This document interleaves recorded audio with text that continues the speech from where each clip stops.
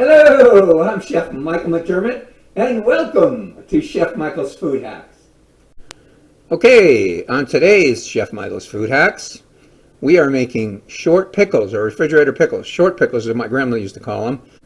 And just real quick, what I wanted to show you was, I cut one, okay? Now I'm going to use this pickle, this cucumber, as measurement for the other pickles, okay? And I'm going to stuff them in the jars. I'm going to show you. Now what we do, usually I cut this into quarters the long way, and then I stick it in the jar. And I'll show you what we're going to do when we put the brine in, okay? This mustard seed, dill seed, and what else did I put in here? Coriander, I think. But anyway, what I did was I warmed it up in the pan. I'm talking about just warm it up till it starts to get fragrant. What that does is it releases the essential oils. Also, another step that makes the pickles really good is I'm going to crush it a little bit in the RoboCoupe or the food processor, okay? Now you can do this with the back of a pan, but it's faster just to pulse it in here.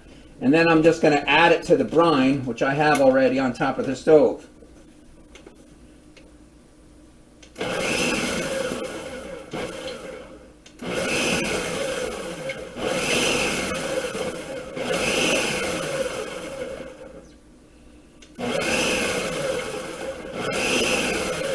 Now, I'm not making a powder, okay? I'm just cracking the seeds open, all right? Because I want the flavor to release into the brine. Now, the brine, once again, I use apple cider vinegar. I like it better, okay? Also, I don't know if you know this, but apple cider vinegar is the most acidic of the vinegars. Then I've got raw coconut sugar in here. I've got salt, water, garlic. That's it. Okay, we got all the seasonings in the brine. We're just going to bring it up to a simmer, stir it till the salt and sugar dissolve, turn it down, let it cool, put it in with the pickles. It's very important that you stir this up because the dill seeds and the mustard seeds, they need to be, you want them evenly distributed. So you stir it around and then you pour the brine in, okay? You want to go to almost all the way to the top. Then you got these nice jars with the seal on it, okay? And you just put that on. Make sure it's tight, you know, hand tight it's called.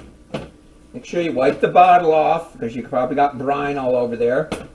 Then what you're going to do is you're going to put the date on here. And today is the 9th, so put 11/9/20.